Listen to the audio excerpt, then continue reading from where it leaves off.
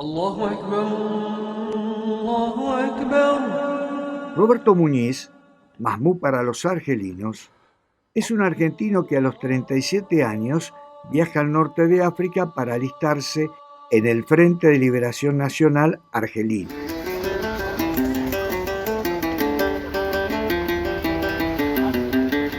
Y finalmente comprometerse en la lucha contra el colonialismo francés.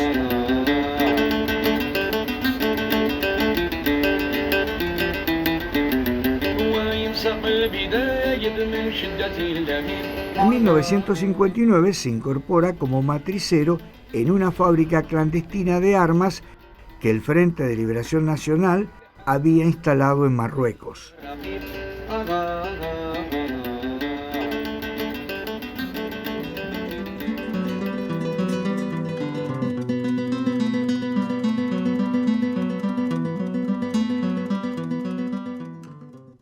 Roberto repite a menudo que los pueblos tienen derecho a vivir de manera independiente. Seguramente de esta premisa emergen los argumentos para justificar su apoyo a la gesta liberadora en Argelia.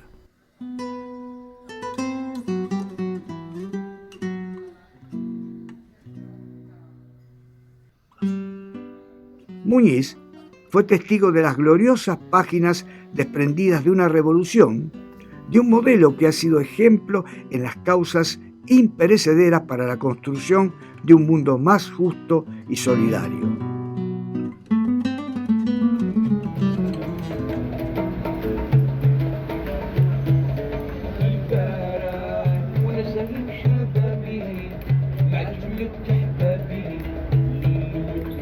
Roberto formó parte de ese espacio determinante en la voluntad soberana del pueblo argelino.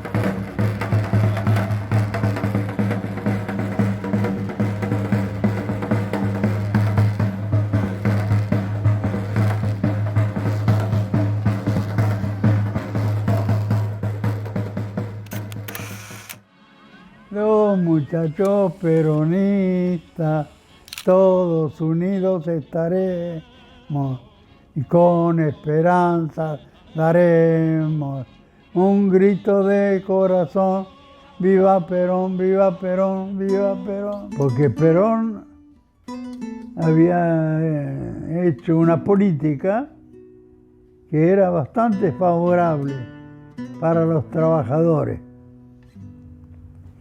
Es decir, de respeto del derecho de los trabajadores, quedando siempre en el mismo sistema, ¿no?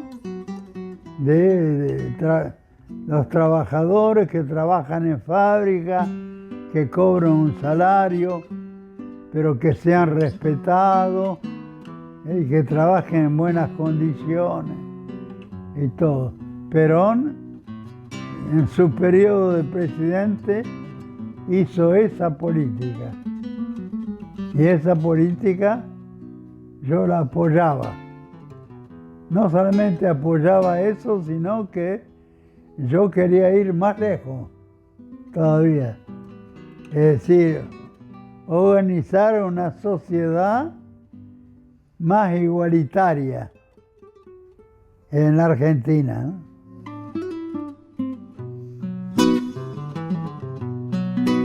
Yo me acuerdo una vez de la Plaza de Mayo,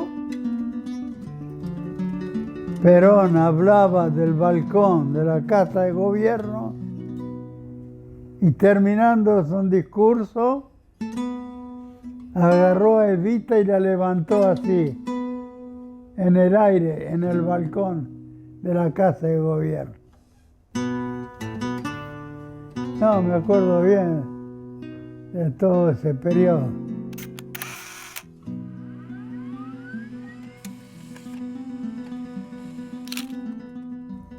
Y después los contactos que yo tenía con sindicalistas y todas cosas ahí, en esa gran empresa que trabajé, que estaba instalada en Avellaneda, SIAM, que quería decir Sociedad Industrial Americana de Maquinaria, quería decir SIAM.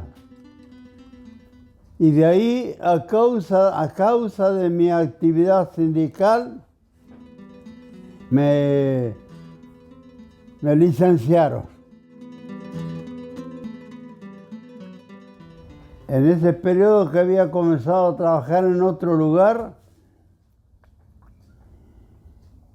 yo creo que alguna de la gente de SIAM me quiso perseguir por mi actividad revolucionaria. Un día, cuando ya estaba trabajando en el nuevo trabajo, la policía vino a mi casa, donde yo vivía con mi compañera, a buscarme y no me encontró.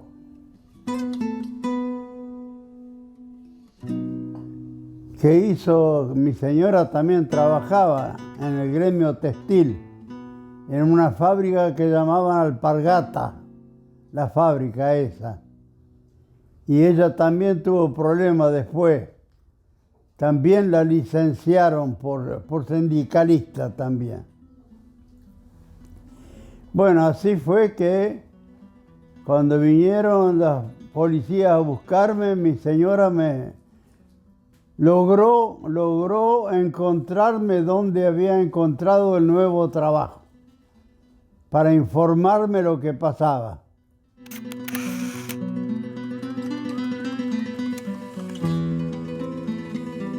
Porque la lucha del pueblo argelino por la independencia comenzó en el 54. Y algunos argelinos se desplazaron en diferentes lugares, en diferentes regiones, para hacer conocer la lucha del pueblo argelino.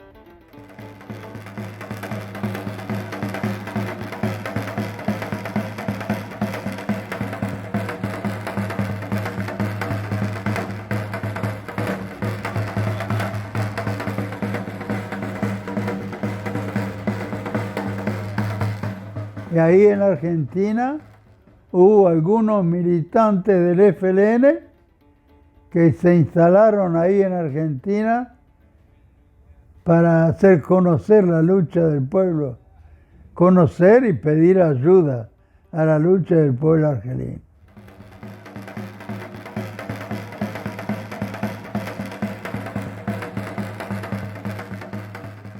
Y ya habíamos comenzado el problema del contacto con esa organización internacional que buscaba técnicos, personas especializadas que ayudaran a fabricar las armas al pueblo argelino. En ese periodo ya habíamos concretizado los 3 militantes que podían venir a ayudar a ese trabajo. Entre los 3 estaba yo también. Así fue que respondimos a esa organización internacional que tenía un militante con los conocimientos técnicos y la voluntad de ir a trabajar para fabricar las armas para los argelinos. Así fue entonces que uno de los 3 compañeros que estaban dispuestos a venir, el primero vino, que era ese compañero que se llamaba Enrique, que era tornero. Unos 2 meses después vine yo.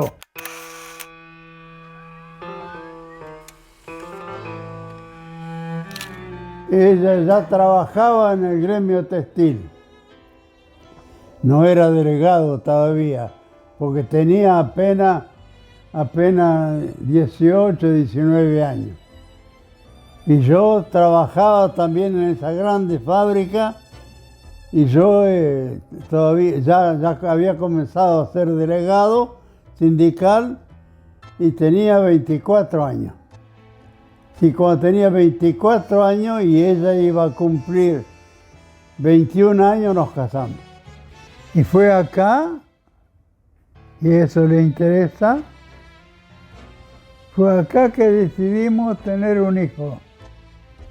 Porque en Argentina, como los dos éramos militantes, no podíamos ocuparnos a tener hijos. En cambio, cuando vino acá, no trabajaba acá. Quedaba sobre todo para las tareas de la casa. Entonces decidimos un día tener un hijo. Y ese es el hijo que tenemos acá, que está con nosotros, acá. Que le pusimos el nombre, con mi señora, el nombre de Mahmoud, con la idea que no se sienta extranjero en Argelia, que tenga un nombre argelino, Mahmoud, como me pusieron a mí, Mahmoud el argentino.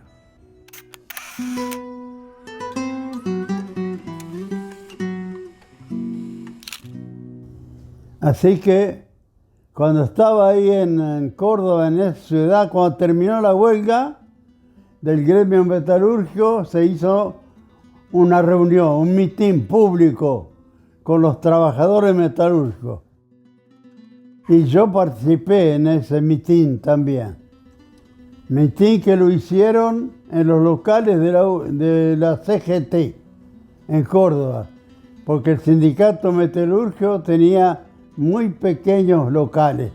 Terminó el mitin y bajé del balcón del primer piso, me encontré con un compañero que había venido de Buenos Aires a decirme que ya estaba todo arreglado para mi viaje a fabricar las armas para los argelinos.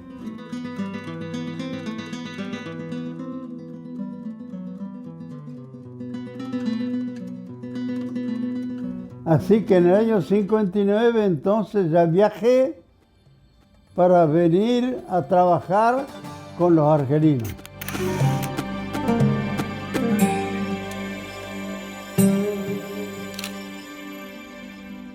Y una vez fabricadas las carcasas de granada, había un equipo ahí, instalado ahí en la firma misma, que se ocupaba de cargar, de hacer las granadas para combatir. Había unos 10 compañeros que se encargaban de reemplir, de llenar las granadas y hacer el montaje para utilizarlo como explosivo y todo eso. Me acuerdo del nombre del compañero que era el responsable de ese grupo.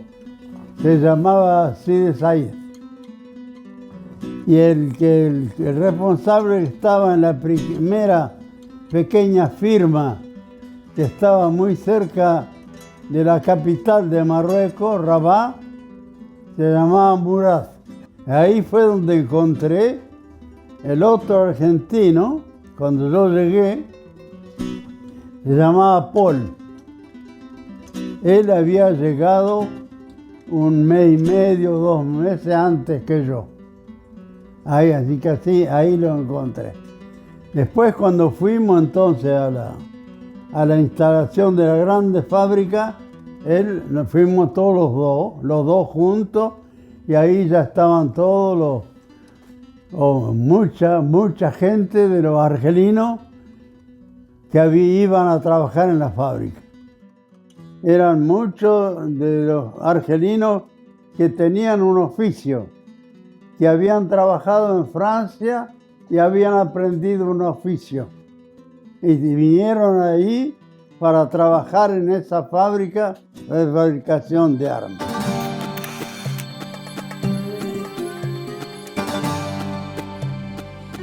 un mortero de 50 milímetros de diámetro y otro mortero de 60 milímetros de diámetro. Eran armas que iba a utilizar el Ejército de Liberación Nacional. Y esas armas, una vez probadas y todo, se ponían en cajones y se llevaban a la frontera de Marruecos con Argelia. Y ahí se ocupaban clandestinamente, evidentemente, de hacerlas entrar en Argelia. Así fue que terminamos de fabricar todas las metralletas. Después hubo el periodo del montaje de las metralletas y las pruebas, porque tuvimos que hacer pruebas de eficacidad de las metralletas. Había una desnivelación del terreno y en esa desnivelación los argelinos construyeron un túnel. Ese túnel que servía para probar las metralletas. Las 10.000 metralletas fueron probadas antes de decidir de enviarlas para Argelia, una por una. Yo mismo a veces participé a probar algunas metralletas, pero no era yo el que me ocupaba, había un equipo que se ocupaba. Este túnel tenía respiradores para que el humo que provocaba las balas de la metralleta no afectara a los que probaban las metralletas, y que el humo salía por esos respiraderos. Así que así fue que terminamos el trabajo y que llegó la independencia.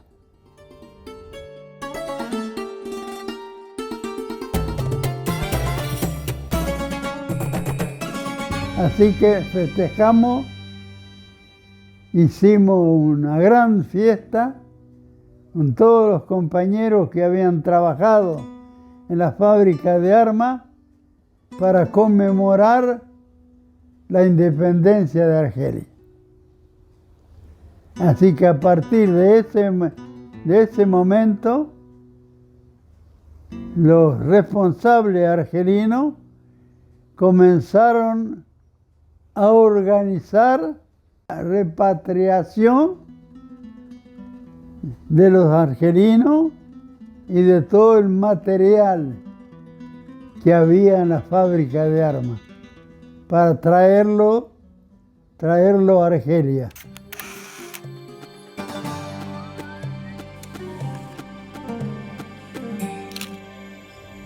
Así que ahí los responsables en Marruecos, uno que se llamaba Monsor, nos quería dar el billete para que volviéramos a Argentina.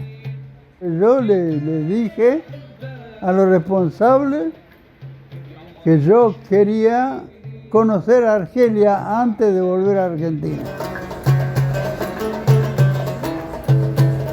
El otro compañero, Elvio, también, que estaba conmigo, también lo mismo, quería conocer a Argelia.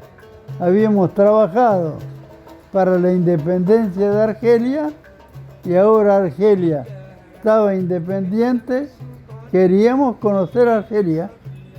Entonces los responsables aceptaron el pedido. Así que así fue que entramos a Argelia. Los responsables argelinos no hicieron papeles falsos, evidentemente, como argelinos para entrar en Argelia. No por los argelinos, pero por los marroquíes, que controlaban la entrada, la salida de la gente de Marruecos para entrar en Argelia.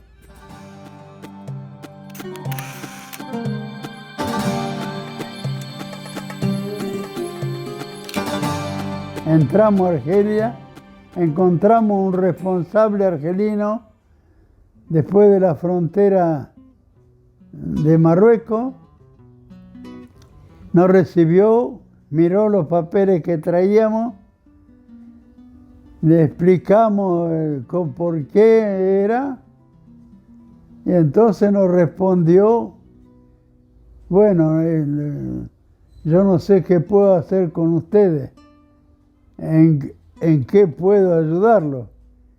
Yo pienso entonces que lo mejor es que continúen a Orán. Con el ómnibus que vinieron hasta acá, continúen a Orán. Porque a Orán, ahí está instalado el Estado Mayor del Ejército de Liberación Nacional, está instalado en Orán. Y después de unos días de haber estado en Orán, yo planteé que quería venir a Argel, a la capital. Así que nos dieron un pequeño papel que era una permisión de la ELN para venir a Argel.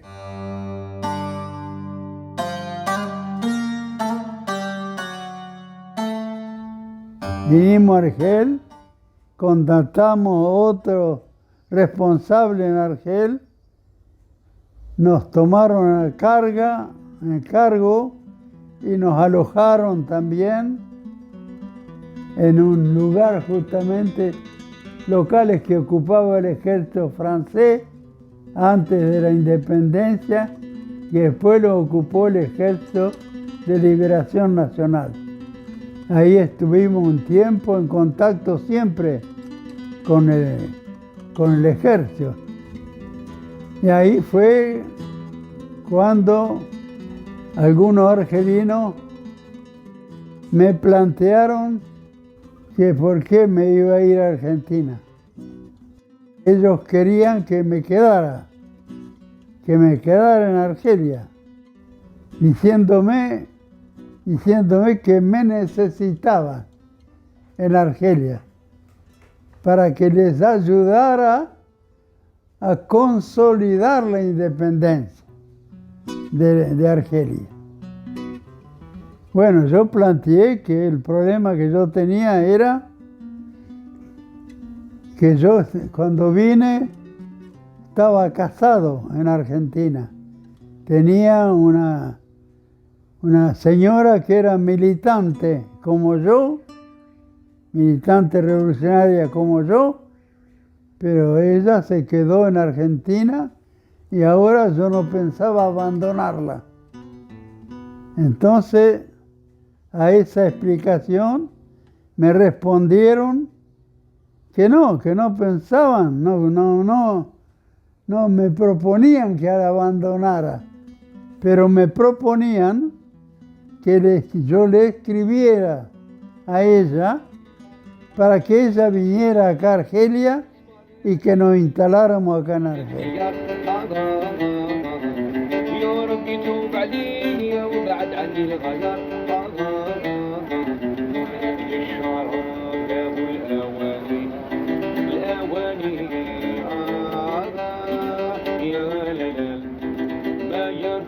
Le escribí y vino. En el mes de noviembre del 62 llegó a Argelia.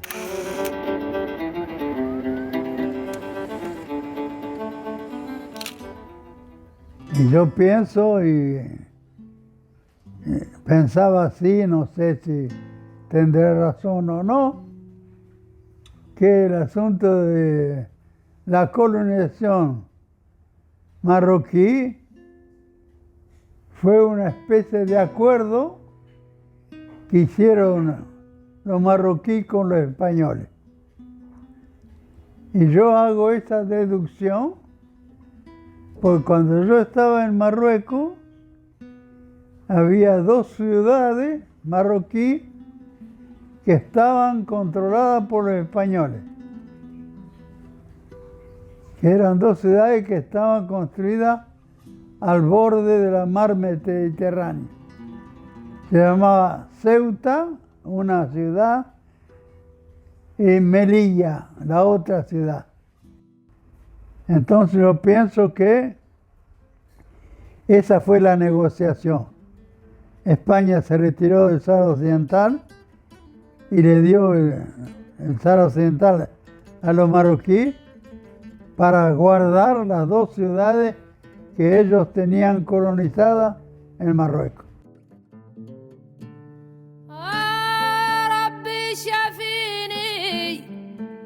Justamente una de las cosas que me preocupa o que me hace reflexionar, cómo Marruecos, que es un pequeño país, no es un gran país, no respeta a nadie, ni las Naciones Unidas, ni las Naciones Europeas, ni los países árabes, nada. Mantiene la ocupación del Sahara Occidental contra todas las opiniones de esos países que quieren que se retire Marruecos y de organizar un referéndum de autodeterminación.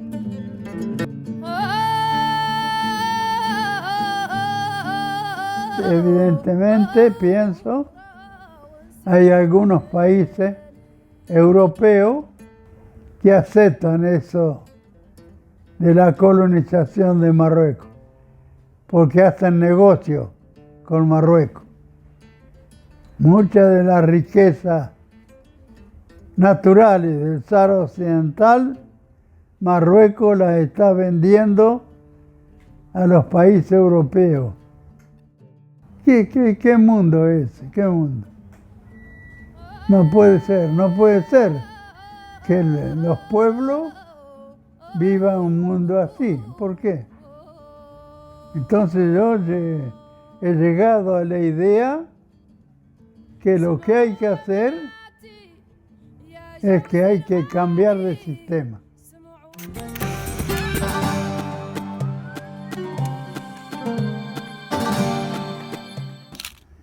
Yo ya había decidido de quedarme acá y seguir militando acá con mis ideas revolucionarias.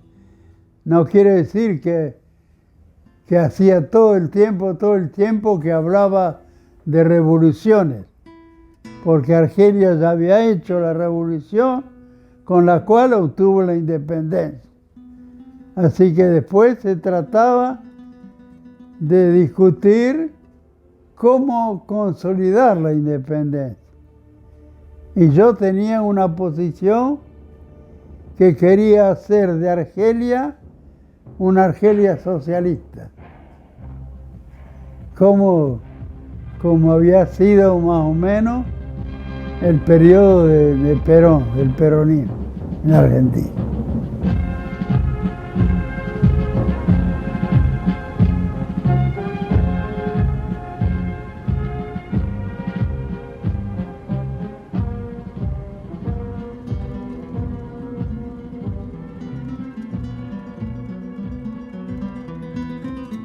Antes eran los conservadores, que eran los partidos, el partido de la oligarquía. Los radicales eran liberales, digamos, y después estaban los peronistas, que querían nacionalistas, digamos, que querían desarrollar el país. Y lo hicieron, en los años que estuvieron lo hicieron. Yo estaba en el FDN, pero estaba en la logística. La logística, exactamente. Claro. Ahí también fue muy apreciado. Ahí no teníamos salario, ¿eh? Nada. Ahí era voluntario. Claro. Había uno solo, un viejo, que tenía como 50 años, que habían logrado atraerlo para que colabore en la fabricación de armas. Bruce le llamábamos, que era con un salario. El único. todos los otros eran voluntarios.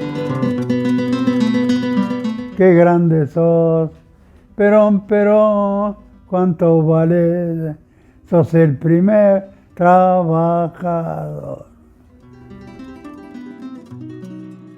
Es un llamado que hago a los jóvenes para que se ocupen de esos cambios, que yo diría, podría resumir diciendo que salven la humanidad. Quiero verte una vez más en mi agonía, un alivio sentiré que arrumbado en un rincón, más tranquilo morir. Ahí está. Un alivio sentiré y olvidado en un rincón.